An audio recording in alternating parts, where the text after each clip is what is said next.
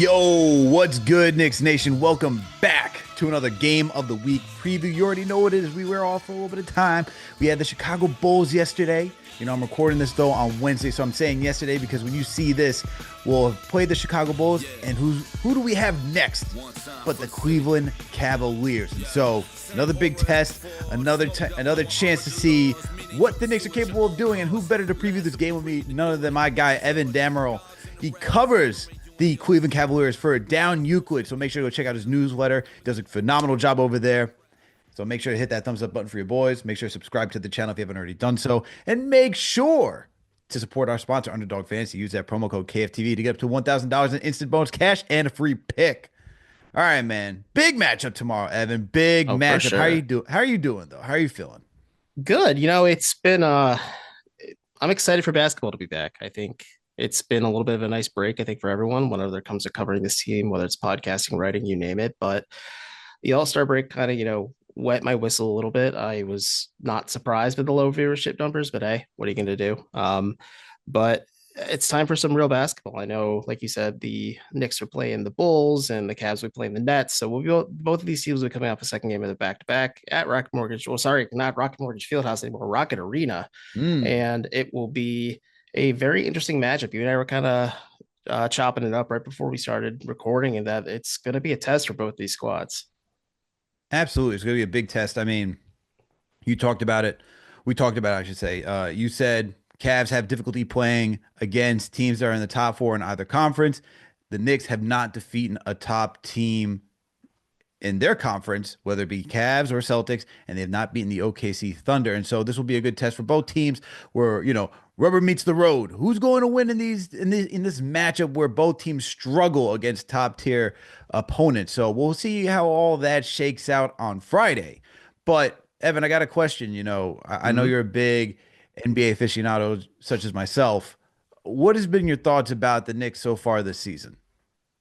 See, that's a good question, just because I think New York really does have a case to be considered a legitimate contender in the Eastern Conference, but the term legitimate contender only goes so far just because no one's knocked off the Boston Celtics yet. Like, yeah, the Cavs are 1-1 against Boston this year, but the latest loss to Boston was certainly humbling, and Cavs fans will point to like Dean Wade not being available, et cetera, et cetera. But like, you look at the New Yorks of the world, you look at the Clevelands. I think maybe even Indiana as a team that can give folks some problems depending on the matchup. But like, come playoff time, it does matter who's healthiest. But like, the Knicks are phenomenal offensively. They are not super surprisingly, just because some of the personnel and everything. But it's a Tibbs team, but they are below average in defensive rating. But like, top five in net rating. They are, they play at a slower pace, but they are just a fun team. And I think Jalen Brunson being heliocentric just really changes a lot of the trajectory for them still. And I am such a huge fan of the Karl Anthony Towns edition for New York. And Mm.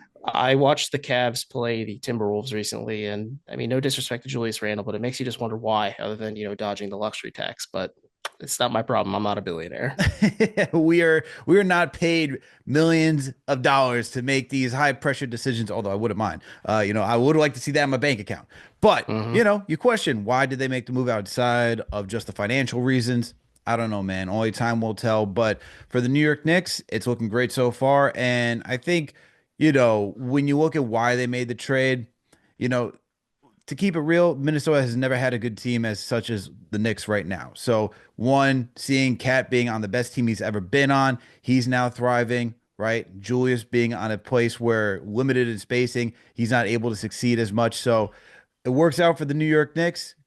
Not really caring what the Minnesota Timberwolves got to do moving forward, but for the Knicks, everything looks good.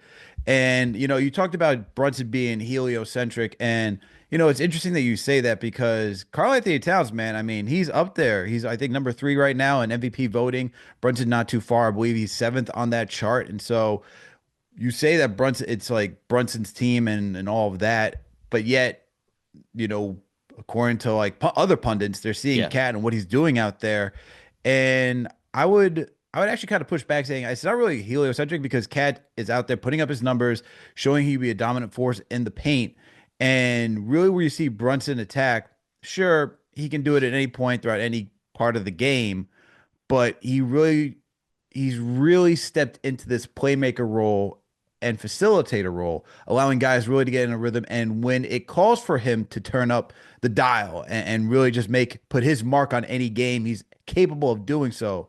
But Cat, man, he's getting just as much as of the touches as Jalen Brunson is out there. So that I just gotta just like, say that for the Knicks fans because they'll No, hear heliocentric and they'll be like, because when I hear heliocentric, I think like James Harden, Houston oh yeah, Rockets. Like that's what I'm thinking of. You know what I mean? or even LeBron at any team at this point. But Sure.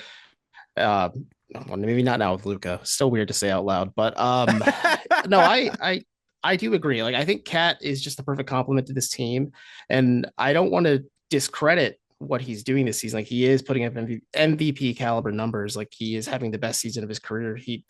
The Knicks struck gold getting him and Mikal Bridges because we'll talk about this upcoming game between the Cavs and the Knicks in a little bit here. But like this is back when the last time those two teams played, everyone was concerned Mikal Bridges' jump shot didn't work anymore.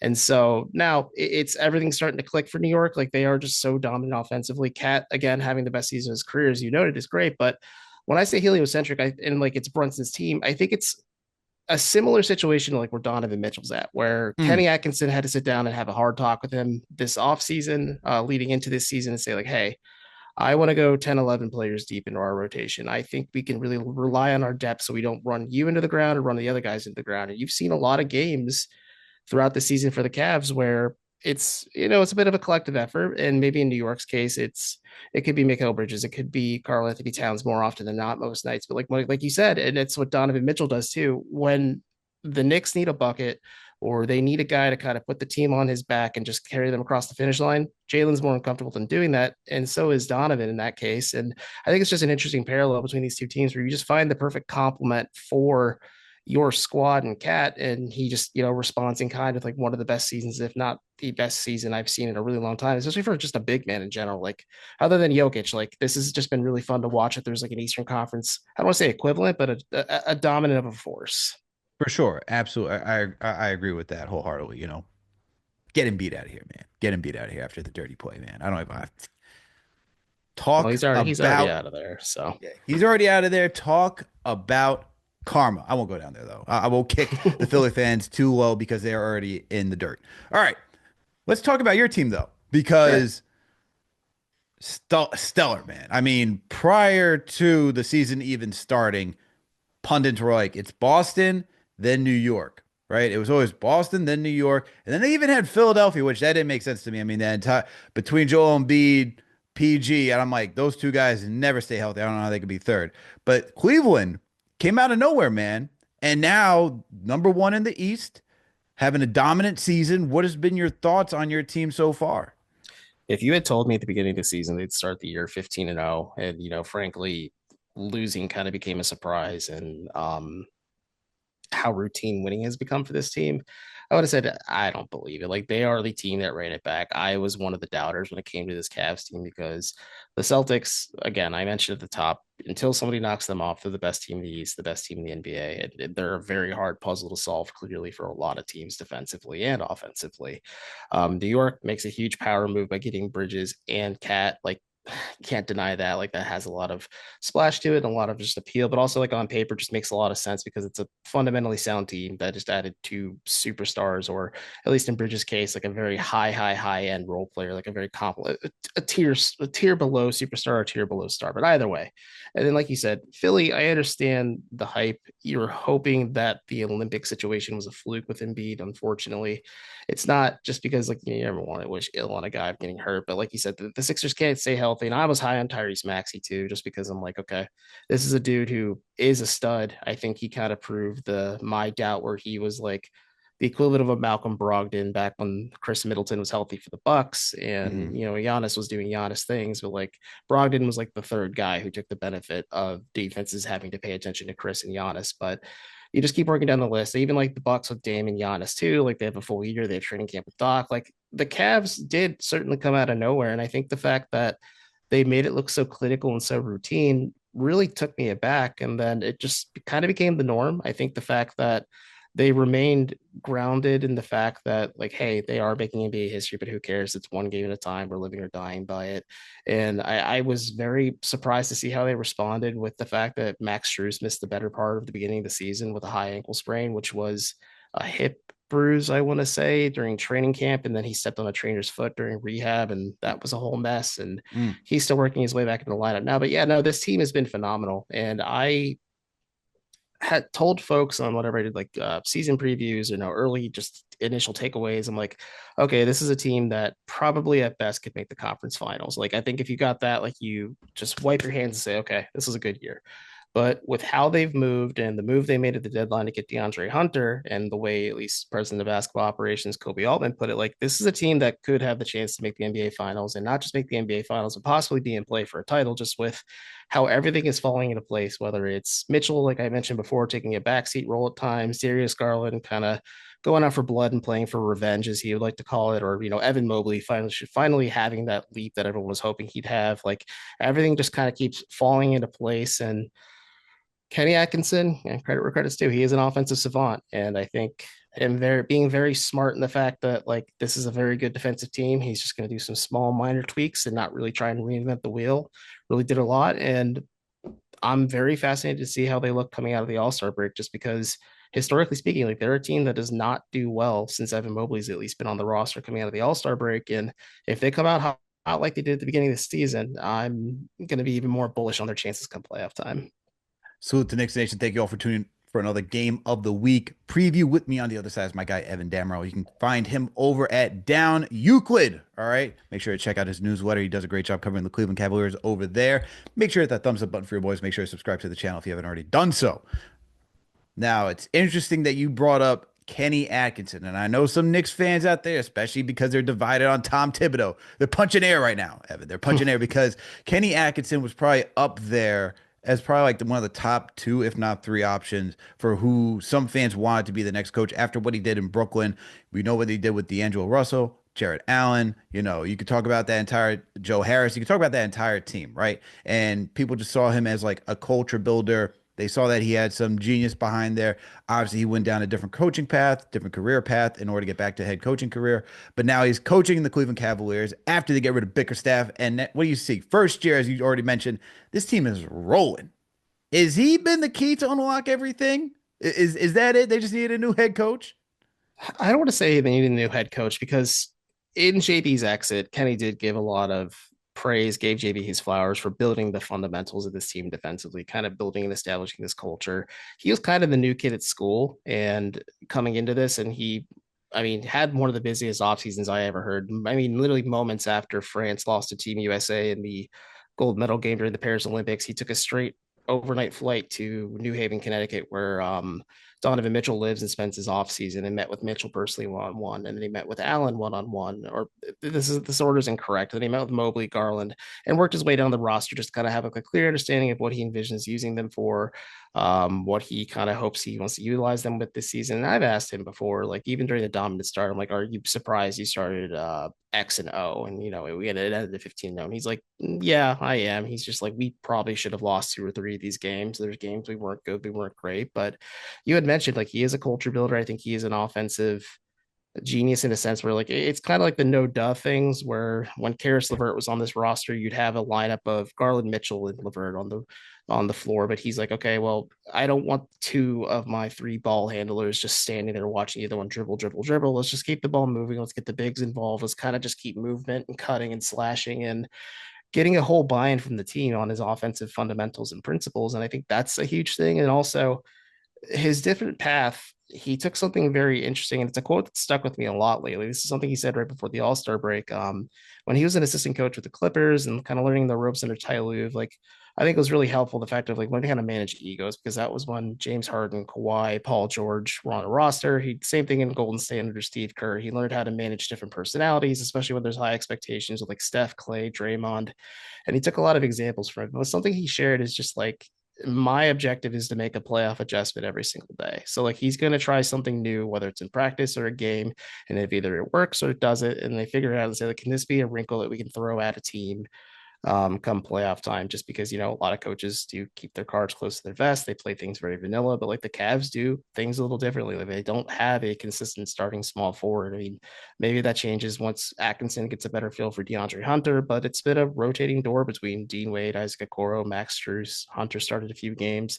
Shoot, even Sam Merrill at points started games at the three for the Cavs. Like Atkinson just kind of remains dynamic. I think the fact that he's able to kind of just pull the right levers and figure out how things do and don't work. And the fact that like the Cavs have faced a little bit of bumps of adversity just because injuries kind of and the fatigue of playing such like a breakneck start to the year kind of took their toll. But I have been pleasantly surprised. I would say a lot of it is the coach, but I also just think a lot of it too is like getting the collective buy-in from the players right away. And the fact that these guys do have on-court camaraderie and chemistry and in the locker room as well kind of makes this transition a little less awkward and a little less clunky for everyone. It's not like you're just now trading for Donovan Mitchell and hiring a new coach at the same time. You kind of did the first big step, which is bringing in Mitchell, the superstar. So these guys get a feel for one another. And then you bring in Atkinson, who's been watching this team for quite a bit now during his time with the Clippers or the Warriors and kind of just taking notes and things. And that's how he kind of sold himself really on, at least after the fact, we learned that how he sold himself on Dan Gilbert and Kobe Altman on just the coaching process in general.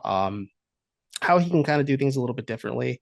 And it's a lot of it's embracing defense and letting the defense dictate their offense and just playing faster. I think it's a lot of like those no duh things, but just getting the players to buy into it and not play into those bad habits that have kind of played them in the past has been really, really great for them. So it's a two-way street. It's coaching and it's players. And I know it's kind of a weak answer, but it's just like kind of things are just kind of falling into place almost too perfectly at times for this team. And it's like hard to believe. Look, man, I don't believe in it being a weak answer. Just like in life, there's never just one sole thing that is the answer for anything. Very rarely is that ever the case, right? It's usually a multitude of things going into one pot, and then next thing you know, you get this perfect recipe that creates this perfect dish, and that's what has happened for the Cleveland Cavaliers. And I know people are listening to this right now, and they're probably thinking for Tom Tittle because look, I'm sure you guys had your gripes with JB Bickerstaff, right? And what he Mm-hmm. could have done better and how he could have coached the Cavs better. And people have that same gripe with Tom Thibodeau. And look, I think things where you look at, you know, who's capable of bringing the most out of players, that's something that you got to look at first, right? And, you know, it's going to be a big test for Tom Thibodeau because now you got essentially the roster for the next 3 to 4 years, and you got to get over a certain hump, which is being bounced out in the second round. All right, we did it prior to. We thought we needed a better roster. Now you got the better roster. Obviously, there's still some more tweaks to come along, but it's kind of in that same realm that you talked about with moving on from Bickerstaff to now getting Atkinson, where it's like this evaluation period and who's going to be the next, coach to come in. I'm not saying it's going to happen. Tibbs could always impress and change things up, but I know fans are listening to that right now and saying, that's what we want, man. That's what we need. Mm-hmm. And it's like you gotta wait, man. You gotta let things cook and things develop, man. And it's hard to always give one, like I said, one credit to somebody. Like it's everyone just a collective buy-in. There has to be a collective buy-in for things to transpire. And I'm Yeah. just curious when it comes to collective buy-ins because you guys made a big move. You guys got Hunter from the Atlanta Hawks, which impressed the Hawks after having a good season, losing Jalen Johnson. I know that's kind of changed the outlook for the team this season, but still giving up DeAndre Hunter, who was, producing for them. Now he's a Cleveland Cavalier. He has to make adjustments. Mm-hmm. Kenny Atkinson's got to be able to adjust to incorporating this guy on the fly. What's your thoughts about the trade, and what do you think the outlook is for a Hunter moving forward? So I was pleasantly surprised that it did cost, I want to say so little for the Cavs, just because you had that chip in Karis LeVert that was an expiring contract, and you had to really think like, how do we want to utilize this? Do we believe we're able to rock the boat enough chemistry wise? And I'll touch more on that in a second. But for me, the cost of Levert, Niang, several second round picks, and the Hawks had to facilitate a trade to move Cody Zeller elsewhere, just make the trade work from the financials and roster spot. But it all worked out nicely. I think on paper, Hunter fits that theoretical void of what a true power forward is in today's NBA. That guy who can play the two, the three, or the four primarily, or like Atkinson has kind of teased the fact that like, oh, they could go super big where Hunter plays the two and they put Mitchell at the one and he kind of plugs and plays and figures things out. And there's a lot of fluidity and creativity you can do with that. But Atkinson admitted it's probably going to take him maybe 10 to 15 games and several practice sessions and shoot arounds and things like that to kind of get a proper feel for DeAndre, which is not an enviable position in the middle of the season, especially when things are kind of clicking so well for you. But my big thing is like the guys are welcoming him in pretty quickly, from what I can tell. Him and Ty Jerome were on the Virginia Cavaliers team that won the national title a couple of years ago. So like they have that connection there, and they talk about how it's always a situation where they wanted to play in the NBA together. He has the same agent as Evan Mobley, so they do a lot of summer runs together too. So there's that off-court familiarity, which helps. But it is a delicate thing. Like George Yang was a loud, boisterous guy who was the voice of the locker room and kind of guy who wasn't afraid to talk trash to an opposing bench if he hits a big shot, or also kind of get in the face of his teammates and call them out on something he sees. And, he's willing to dish it and take it. So that's a little bit of give and take. And then also, Karis LeVert, like, really integrated himself as the sixth man on this team for the last several seasons, where he's really fleshed out that role. And he's admitted on several occasions, he's like, yeah, in a different situation, I'd probably prefer to be starting. But like for this team, I'm willing to make the sacrifice because these are my guys. I want to go for war for them. And chemistry is delicate. It's a very delicate thing. And that's something that weighed heavily in the decision, too, just because the Cavs were the hottest team and remain one of the best teams in basketball throughout the season. You don't want to mess up a good thing. And that's something Kobe Altman admitted that came into the decision of making this trade. But on paper, it makes sense. I think his first game where he had, I think, a double double in terms of his rebounds and just hitting every single shot from the perimeter he took. Like he is a good safety valve in terms of just maybe depending on the lineup, he can kind of be like that third or fourth banana where you have a guy who's either floating on the perimeter or he can just be a connector piece where he keeps the ball moving. I think that's incredibly helpful for this team. And we'll see how it goes. But I have been a fan of the returns so far. I think defensively he has really stepped it up. I think just the Hawks team being just the Hawks in general being so bad defensively, like it's hard to cover for Trae Young and an aging Clint Capella and just all the weird mismatch pieces they had down in Atlanta. So like Hunter's defense was a little suspect, but his first game against the Timberwolves, I think they held Minnesota to two made field goals in the first quarter, which is like the second best in franchise history, which is pretty nuts when you think about it. Say it so casually like that, but I was a fan of the acquisition. Always was a fan of DeAndre Hunter's game, but I want to see more of the tape of him and just kind of figure out like, okay, how's Atkinson going to utilize him? Because he's mentioned, like I said, a lot of off the wall things like playing Hunter at the 2 or the 3 or the 4. And he's also like, he's a small ball 5. Why not? Let's just try it all, throw everything at the wall, see what sticks. And I think he could be that connector piece for them. And I think he could be a chip that pushes them more towards that championship contention level. But again, we'll also just see like, does this rock the boat enough chemistry wise? It doesn't appear to be the case, but when you get into the dog days of the final weeks of the regular season, you're kind of like eyeing the playoffs at that point. You want to see, can you get these guys to step up and kind of keep them focused, or will we start to see the cracks in the foundation a little bit and maybe have a little bit more red flags come playoff time? Interesting. So you, unlike Shaq, you were familiar with DeAndre Hunter's game. I just want to get that out there. There you go. There you go. Yeah, I was always a guy he kept tabs on. The Kobe Altman admitted on the night of the draft because Hunter went one pick before Garland to Atlanta. I think Hunter was the guy the Cavs really zeroed in on at that point. But then the Mm. Lakers made that trade with the Hawks, and funnily enough, the Timberwolves traded up in the draft to draft Darius Garland and ended up with Jarrett Culver, and we all see how that ended for Jarrett Culver, unfortunately. But it's weird how everything kind of works out in the end. But he's a So guy I've strange. always just had kept tabs on, and like he's a theoretical guy that makes sense. And plus, he's in his mid 20s and he has 3 years left on his deal. So like you have a little bit of runway to kind of figure out, hey, is this a good fit or is it not? And also like he is a player that is at a premium commodity. Like if it's not working, if you could flip him for something else, I think that is perfectly viable too if you're the Cavs. It's so funny because I know talking to CP, and I'm sure you talk like to some Knicks fans. I'm not sure if it would be most or whatnot, but Mikal Bridges was was the person that they were eyeing in on during that draft. And sure enough, he's a Knicks some way, somehow. And say with DeAndre Hunter being a Cav, became a Cav some way and somehow. I got to ask you this. You got DeAndre Mm-hmm. Hunter, and I know that you got him for switchability. You're looking at Cleveland, you're looking at the Knicks, you're even looking at OKC if that's the potential finals matchup. And the one thing we talk about all those teams is switchability, versatility. Those are very key common terms throughout the league right now. That's what you need to have if you want to go make NBA Finals run.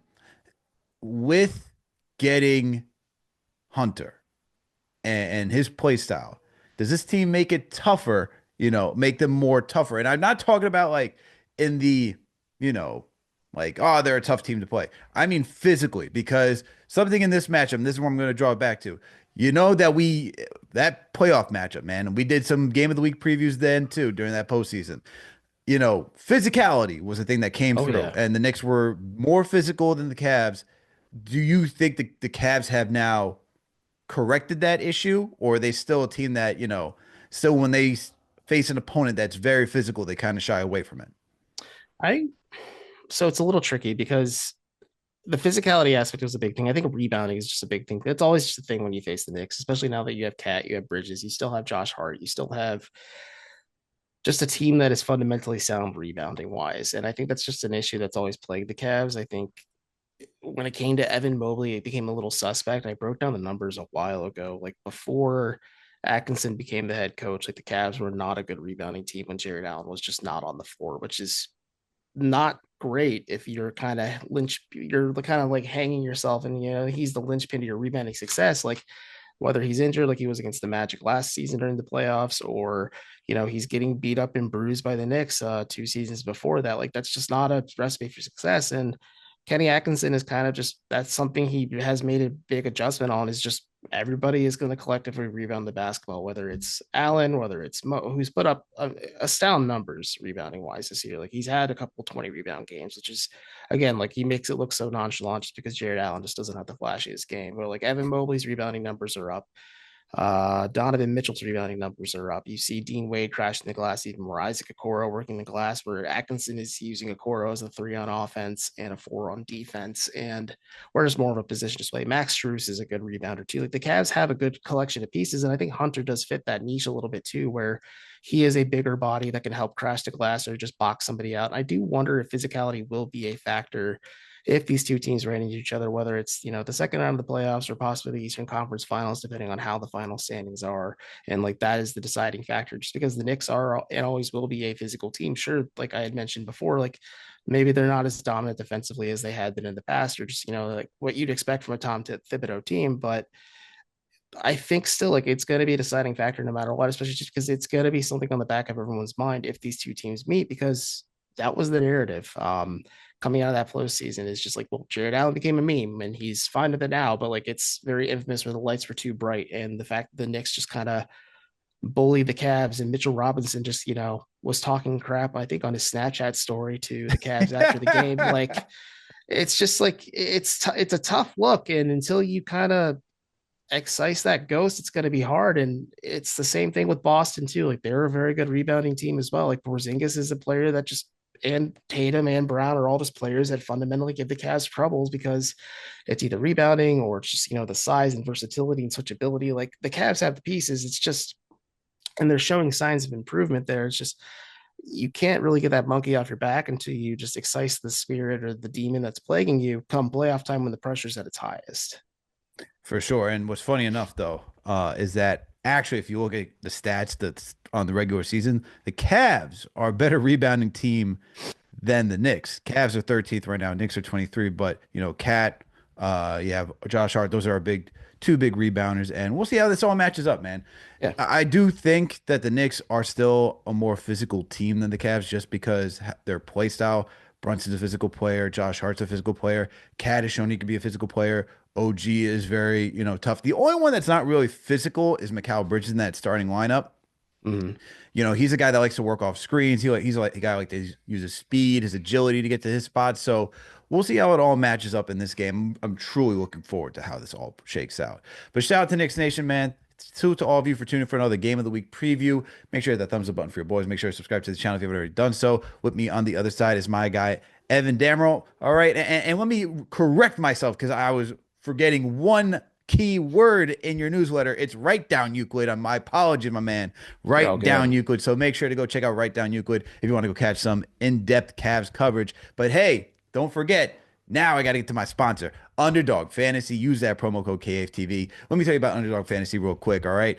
Underdog, I love using that app, man, because when I'm watching a game, I like to think that I know a little bit more than than what the sports app is thinking. So I like to go out there, put a little money down, create my ticket, and see if I can win. And the cool thing about Underdog is that it doesn't just have to be NBA when you're making a ticket. It'd be a mix and match of all sports. So NFL, even though the season's over, you can do hockey, basketball, baseball is going to be right around the corner. So you can mix and match all those players between 2 to 8 players. That's all you got to do. Choose 2 to 8 players. The more players you choose, the bigger the pot will be in your return. And then all you got to do is just choose higher or lower on any stat. So if, let's say, Jalen Brunson's at 25 and a half, all you got to do is points. Just choose higher or lower if you think Jalen Brunson's going to choose score more than 25 and a half points. And the other cool thing, you got the draft. So if you want to go, go toe to toe and put on your GM hat and see if you're better than your friends, you can totally do that as well. So make sure to use that promo code KFTV to get up to $1,000 in instant bonus cash and a free pick. All right, Evan, let's wrap this thing up. Let's get into some key stats, my man. Let's get into this matchup right now because this is it, man. I Let's really, lock in. you guys got us the first matchup. We were leading, and then next thing you know, took that right away from us. Like, nah, we all good, man. We're gonna take this win. And then there was a bunch of, including myself, frustrated Knicks fans afterwards. Okay, so Understandable. That was the one game where I'm like, oh, they might lose, and then I'm like, okay, this team's got a little bit of sauce here. Like it was so long ago. It was 4 games into the season for Cleveland, but I'm like that's an impressive win. Like you don't really see a Cavs team in the past respond like that, and they certainly did. And like you said, maybe some miscues on the Knicks side of things, but for the Cavs side of things, I was just like, okay, there's a little bit of something here. Maybe it's not as big of a fluke as I thought at first. what we're gonna say is that we were very early on in the whole, we got cat bridges, so we're still trying to figure things out. So now we have time. We put some of the things together. There's a little bit Mm-hmm. more fluidity in this team. Let's see if it all works out. But going to key stats right now, one thing that stands out to me is that both Cleveland and New York are very good in working off of getting points off of turnovers. And so I'm very curious to see how this is going to work out between two teams. For the most part, I think protect the ball pretty well. I mean, Cavs are third right now in the NBA when it comes to protecting the rock at 13.1. And who's fourth right behind them with the same number? The New York Knicks. So, I think this game is going to come down to who's going to limit turnovers and who's going to be able to take advantage of the opponent's turnover. What do you think about that one?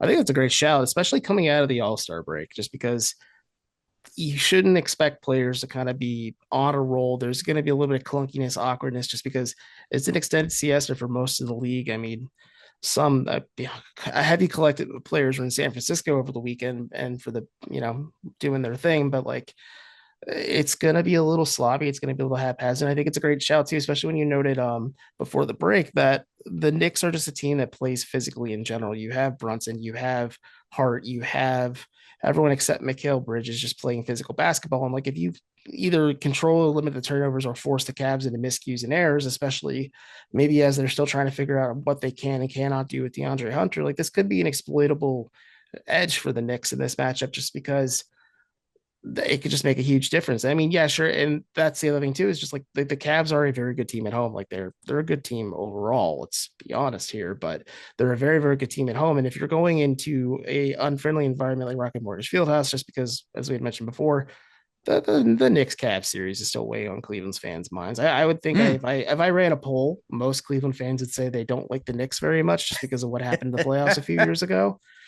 But it's going to be hostile. It's going to be unfriendly. They're not going to be thrilled to see the Knicks are in town. And I think if that's a way you can kind of control the narrative, control the noise, and slow things down, it can certainly make the difference. And I think also, just for me, like you had noted the rebounding difference, but if the Knicks are able to control the glass or the Cavs are kind of able to dictate their flow a little bit and not just the rebounding battle in general, but like second chance opportunities. If the Knicks limit second chance opportunities for the Cavs, that could be a huge deciding factor, especially if you're able to maybe dictate the flow a little bit, maybe make the Cavs not play faster. Like in terms of pace, the Cavs are one of the top teams in the league, but the Knicks are one of the slower teams in the league. They're very methodical in their process. They're very methodical in scoring their points. Like it can be a little grimy and ugly at times when they aren't falling, but like if you find a routine and maybe slow the Cavs down or just disrupt their offensive flow, that can be an edge for the Knicks too. Or in the Cavs case, if they try to get New York running, that could disrupt New York's flow quite a bit and just kind of make them a little bit off kilter and off balance and maybe make life a little bit easier for both of these teams, especially in Cleveland's sake coming back home on a second game of a back-to-back and having to deal with tired legs and also, trying to regain momentum and find your routine and your just, general flow coming out of the All-Star break. Yeah, and the thing about when you think about when you look at turnovers and just scoring off of turnovers, the first thing that goes into my mind, as you already pointed out, is pace, scoring out in transition. And now as you noted, the Cavs are one of the faster paced teams out there. They like to get the ball, they like to go out there and move. Hmm. Knicks, they can, but they like Yeah. to be a little bit more methodical, as you mentioned, in their movement. So it's fascinating when I look at these fast break points, according to NBA.com stats, that the Knicks are 15th when it comes to fast break scoring, and the Cavs are 20th. Now, that might just because based on volume, that the faster you Hmm. get out there and run, more opportunities are going to be missing, and the points could probably go down. But this is to me is like that's going to be the back end of it. You get the turnover. Are you going to go out there and score in transition? Are you going to try to get some easy points, or are you going to slow this thing down for the New York Knicks and just work your sets? That's where it's Yeah. going to be very interesting in what they do.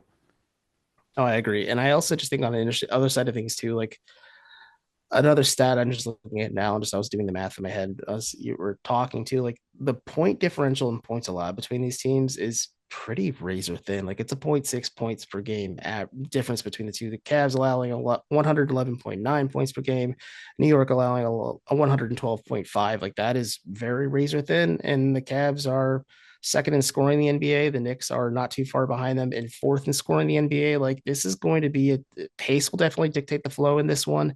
Turnovers will definitely dictate the flow in this one. And then like I think that's just going to be the deciding factor. Like can New York slow this down enough to, close that gap of about 4.3 points per game difference of Cleveland not scoring them.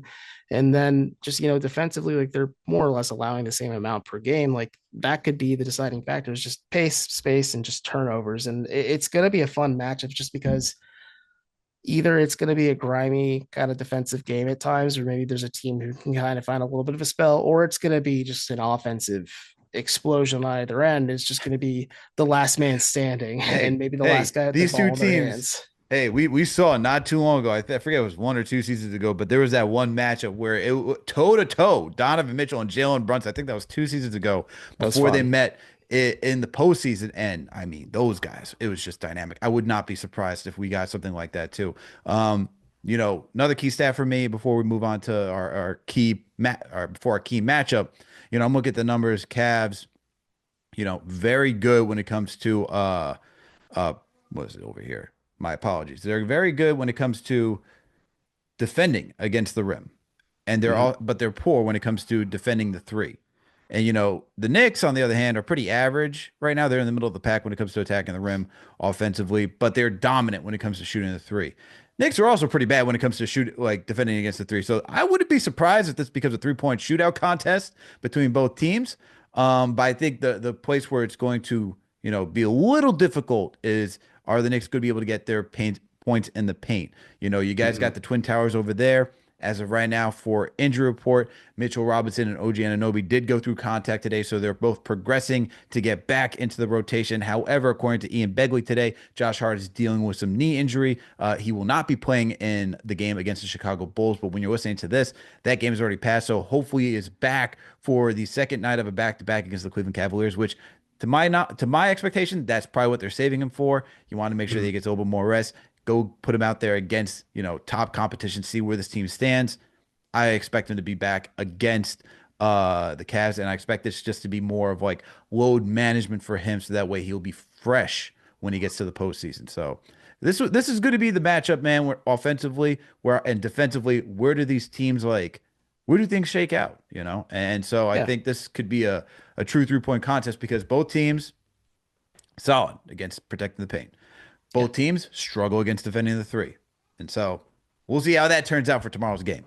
Yeah, we'll definitely see how it turns out. You had noted like the Josh Hart shot. I think it's a good one. The Cavs are doing, I would assume, something similar with Dean Wade, where he was ruled out against the Brooklyn Nets. We are, like you had mentioned, talking before these teams play the Knicks against the Bulls or the Cavs against the Nets. But Wade's not playing. Okoro is questionable and dealing with a shoulder injury. Like those are two of your top guys in terms of perimeter defense. And I think that is really altered the trajectory of how the Cavs defend the perimeter too. Like you have Max Strus out there, you're having Evan Mobley kind of do a little bit more defensively. I think you're trying to integrate DeAndre Hunter into doing that as well too, and I think that can change things up quite a bit too. I think Kenny Atkinson kind of encouraging Darius Garland to be a point of attack defender, a guy who's comfortable being a help defender too. Just even if it doesn't work, like if you're something you want him to be comfortable doing. So if he is being picked on defensively, like it's something he's not like flustered by totally. But the 3-point shooting is an interesting thing. Like you look at the percentage, like it is razor thin in terms of, I mean, 1.8% difference between both teams. The Cavs won, New York 5 in terms of just 3-point shooting percentage in the Wow. NBA. And like they're both just modern teams with a lot of switchability and a lot of 3-point shooting, and they have the ability to establish just getting rolling in the paint. And I think if you're New York, if Dean Wade is unable to play, that again changes things quite a bit for the Cavs, just because the Cleveland fans like to call him the Jason Tatum stopper. Like he's pretty good against Tatum. Like Dean Wade, for what it's worth, is just good at defending guys on the perimeter. He's a really good help defender, a really good point of attack defender. He's a four that is so comfortable playing the three or defending multiple positions that he's an added luxury when you have a backline of Evan Mobley and Jared Allen already established there. But if you have a guy that can kind of defend and limit that perimeter pressure, it makes things a little easier. But if you're New York and Wade can't go, and they're still trying to figure out Hunter, maybe Hunter doesn't have it going on defense, and maybe it's a little bit more sus than we thought it would be.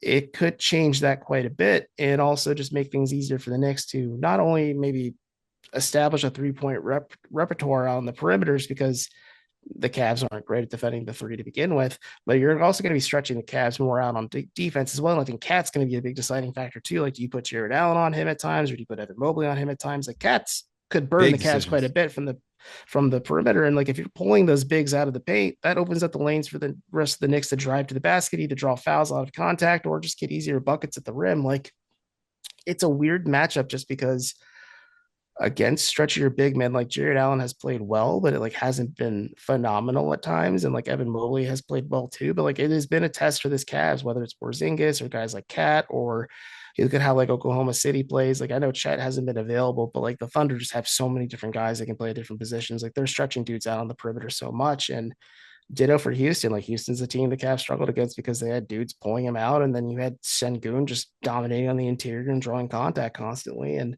it's a weird, interesting flow that both of these teams can kind of utilize. And I'm just really curious to see how it goes. And like you said, like we both talked about, like it's just a razor thin difference 3-point wise. And I think Cat will be a big X factor in this matchup, especially with how Mm. the Cavs defend him and also how the personnel will be available. But obviously, the big matchup in this one is going to be Brunson versus Mitchell. And I think that's always going to be the big matchup whenever these two teams meet, just because a lot of the storylines off the court, and also just when these two guys go against each other, it does result in fireworks one way or another. There you go. And talk about a segue. Thank you, Evan. Key matchup for tomorrow. Of course, it's going to be one Jalen Brunson against Donovan Mitchell. I mean, come on, man. Both these guys, leaders of their respective teams. Both these guys, so dynamic offensively. We've seen what they can do. They can put on a show just by themselves and carry their teams right across the finish line, as you noted earlier in the show. I'm expecting both of them to just go out there and do what they do best, man, which is put up points, you know? And look, I think in this matchup, we could talk about everybody. Cat's going to go get his, I'm going to see, what is it? DeAndre Hunter's going to go get his. Everyone's going to get theirs in this matchup. Um, Darius Garland's going to go get his. Mm. Bridges is going to try to go get his. But it's going to come down to Brunson and Donovan Mitchell, man. It's going to come down to those two big stars. And whoever shows up and just like truly comes down to the it just comes down to the margins, Yeah, man. We talked about the stats, we talked about everything between both these guys. Like, they both can just score, and they can outperform anybody, right? It's going to come down to the margins, like who makes that one or two more shots, who knocks down that one extra free throw. That's where this game's going to be made. Key matchup for tomorrow, none other than Jalen Brunson, Donovan Mitchell, man. I'm glad that you gave me the alley oop for this one, man. We got me the we too. got the D Wade and LeBron James photo on that one, man. Just perfect, perfect pass. Perfect. And I'm happy to set you up like that. Yeah, like you said, it's gonna be the match of the game, whether it's a one extra 3-point shot or whether it's gonna be a guy drawing contact and getting to the basket. These are the two dudes that, when the pressure's heightened, and I would expect this to be a playoff type game, just whether it's the crowd atmosphere because of them not loving the Knicks, or just both these teams really, duking it out for the Cavs are number one. They have a target on their back to begin with, and the Knicks are, I wouldn't say, very far away from competing with the Cavs, just because, yeah, you got Boston, you got New York. Like, it's going to be a bit of a mix of the top three, especially if the Cavs do lose this matchup and makes things even tighter for Cleveland, just because I was doing the math before we got on and started recording. Like 72% of Cleveland's remaining games this season are against teams that are in the playoff race in the Eastern Conference or the Western Mm. Conference. So it's tight sledding for Cleveland coming out of the All-Star break. And yeah, they do that do or die attitude. But like back to this matchup, these are the two guys you want to put the ball in their hands. This is why either team acquired said player, whether it's Brunson for the Knicks or Mitchell for the Cavs, where the pressure's at its highest. Yes, we have our guys who can get their points, whether it's Garland, Mobley, or even Allen for the Cavs, or it's Cat or Bridges, or even Hart, or anybody else for the Knicks. Like, okay, but the pressure's on. We need you to get one more bucket. We need you to go get to the free throw line. Maybe get a guy to foul out for us just because they're in foul trouble and like they're breaking our back a little bit. And it just makes life easier for us on the offensive side of the ball. Like these are the dudes that you put the game on their back and you expect them to deliver. And I'm very curious to see like how either responds to it, especially now that like both Mitchell and Brunson have kind of taken a bit of a backseat to their teammates and letting them just cook and do their thing and keeping a little bit more gas in the tank and for the playoffs when it matters most. And also like, hey, if their numbers called, they're more than comfortable doing it. They have not lost a step whatsoever. And there's some beef, man, because both these Oh yeah. two guys were out in the West. Brunson took down the Jazz. Knicks took down the Cavs. There's some beef, man. Both these guys, like, there's going to be some showmanship. There's going to be egos a little bit involved in this, man. Both these guys want to go out there and be like, and prove something like Donovan Sure. Like, look, man, we got the number one team in the East. I want to show you what we are about. Jalen Brunson going out there. Look, man, I still own you, man. You have not beaten me yet when it matters most. So it's going to go out there, and that's where it's going to be put on the line. But let's wrap this thing up, man. I'm appreciative of your time. I know I've taken you over a little bit, Oh, you're fine. but let's get into this X factor, man. This is where we talk about the key matchups. We can go through the stats. There's usually a player or a few that decide the game. All right, that are not Mm-hmm. necessarily the superstars. Since you were the guest, I'll let you go first. Who is the Cavaliers X factor? I want to say Evan Mobley. I am very Mm. health not dependent, but I think Evan Mobley is just having such a tremendous season. His first All Star year, you know, back to two-time skills competition winner. I think you cannot discredit that whatsoever. Jokes aside, but just Mobley has been phenomenal, and we talked about Atkinson at the top quite a bit about how like he has done a lot to unlock Evan Mobley and kind of encourage him to take those threes and be a little bit more selfish at times on offense. But like you're seeing it all from Mobley. It's the passing, it's the scoring, it's the 3-point shooting, it's the rebounding, it's the help defense, it's the stuff that you can't really track on a box score or with advanced metrics. It's just with the eye test and everything. But I am again curious how they defend Cat. I would assume they put Mobley on him, and I think Mobley is just more comfortable defending in the space compared to Allen. I mean, Allen is he accepts the challenge if it's given to him, but Mobley could be a bit of an X factor. And also, if like it does turn into a bit of a shootout, like you have Cat that's rolling, like can you get Mobley rolling? Like he has had nights where he has been red hot from three, and then there's other nights where he'll take a few, doesn't make them, and then kind of looks elsewhere to score on offense. And you wanted to see like, can you match another big man shot for shot? And that's what I'm going to be really looking for in this matchup, just because like he really has emerged as I would say Cleveland's second best player in terms of just the hierarchy, but like he's having like a Carl Anthony Towns type year where Mitchell's just saying, okay, take the ball, do your thing. I want Evan to kind of take these big shots and be comfortable doing it because come playoff time, I want him to be comfortable doing this, especially if defenses are focusing on me. And I think it's going to be an interesting way of how the Knicks handle him on defense and how the Cavs kind of get him rolling on either end of the floor. All right. What about you So, with the Knicks? all right. So I'm just recap. You're going with Evan Mobley as your X Yeah, factor. Evan yeah, Mobley as the X factor. Okay. For me, it's interesting. I'm going with my starting lineup too. I'm going with Mikal Bridges. Okay. Mikal I Bridges like it. is my X factor because he's going to have the toughest assignment of all assignments on Friday because you don't have one, but you got two guards. And look, Bridges has been taking, the top assignment for every team out there, whether it be Trey Young, whether it be Tyrese Halliburton, he is getting the number one perimeter assignment. So you got two of them, though. You got Darius Garland, Donovan Mitchell. I would not be surprised if he switches between either one, depending on who has it going. Okay. I would expect him to start off on Donovan Mitchell first, just to see, like, just to like kind of tame Donovan Mitchell, not make sure that he doesn't get like, you're never going to stop Donovan Mitchell. I'm not Yeah, expecting anyone to stop these superstars, but you got to make got it to make tough, him man. work for it. Yeah, Yeah. you got to make him work. And so I'm expecting him defensively to have the biggest assignment in this matchup possible. You not only got Donovan Mitchell, you have Darius Garland. And so he's probably going to be going back and forth between who he has to defend on who is having a hot night. Now, on top of that, he has to get back into a groove offensively. All right. We're gonna rely on Cat, we're gonna rely on Brunson, but he's also been brought here to be, that guy on some nights where he can elevate to that star level and just say, hey, I got you. Let me get to my mid range. All right. I know I can go start cutting left and right because Cat's going to find me back door. It's okay. And so I need him to get back in the groove because over the last 5 games, not shooting great. You're averaging 37 minutes, but on a night to night basis, for through those 5 games, you're averaging 13 points, which doesn't sound so bad, but you're shooting on like 48%, under 30% from downtown. That's got to be the big thing. And you're shooting, you're only getting to the line like one time per game and you're shooting under 70%. I need him to step up there, man. And offensively, defensively, his stats are not going to show up because he's going to be on the perimeter. He's not going to get a lot of boards. He can facilitate from time to time, but offensively, I need him to just go be that bucket getter when the team needs it, man. And he can be that guy who just is flying around the court, make guys exhausted. So Mikal Bridges is my X factor for that game. You got Evan Mobley because he's got a tough assignment. I'm giving Mikal Bridges because he's got a tough assignment, man. I like the X factors for this matchup, man. I like the X factors for this matchup. I do too. Evan, I appreciate you coming through, my man. Anytime. Please let the listeners know where they can find you if you got any work up and coming we should be on the lookout for. So, as we had mentioned before, I am Evan Dammerel. I cover the Cleveland Cavaliers and the Cleveland sports scene at large for Right Down Euclid, but it's downeuclid.com. The rights to Right Down Euclid is owned by Fansided. So, if Fansided happens to be listening and you want to sell me the domain, let me know. But either way, just doing on some things on the back end. I'm actually doing a pretty lengthy feature on the WNBA coming back to Cleveland. I don't know if it's really hit New York at all, but the Rockers are coming back to Cleveland after being away for, almost 20 years at this point. They'll be back in 2028, reportedly.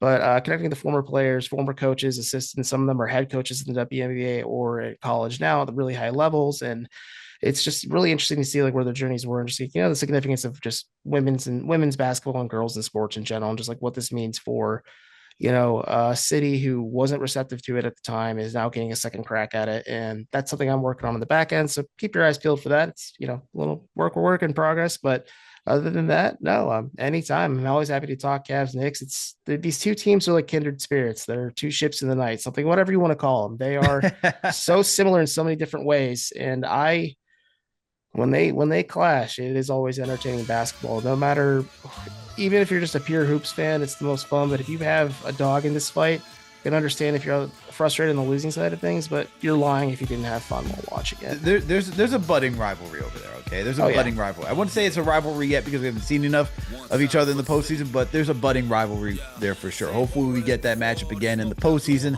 That'd be just added fun to add to the lore of these two franchises. But Evan, appreciate you as always, my man. Thank you for coming through as always. Make sure to give Evan a follow on X. Make sure to go check out his newsletter. He does a phenomenal job covering Cleveland sports, so make sure to give him that follow. And for all you, make sure to hit that thumbs up button for boys. Make sure to subscribe to the channel if you haven't already done so, okay? Make sure to tell a friend about this program. We appreciate every single one of you, especially the franchise channel members, for subscribing and giving us, that hard-earned cash of yours. We truly appreciate it. Shout out to Knicks Nation as always. And hey, for Cleveland matchup, guess what we got going on? We got a watch party. That is right. Go to Slate, okay? Friday night. You can go down to Slate, hang out with CP and the rest of Knicks Nation, and go cheer on the New York Knicks as they take on the Cleveland Cavaliers. So make sure to go get your tickets now if you haven't done so already. And hey, before you tap out, make sure to download that app, Underdog Fantasy. Use that promo code KFTV to get up to $1,000 in instant bonus cash and a free pick. Make sure to support our sponsor. All right, everyone. Shout out to all of you, the mods, franchise channel members, Knicks Nation. We'll catch you on the other side. We out.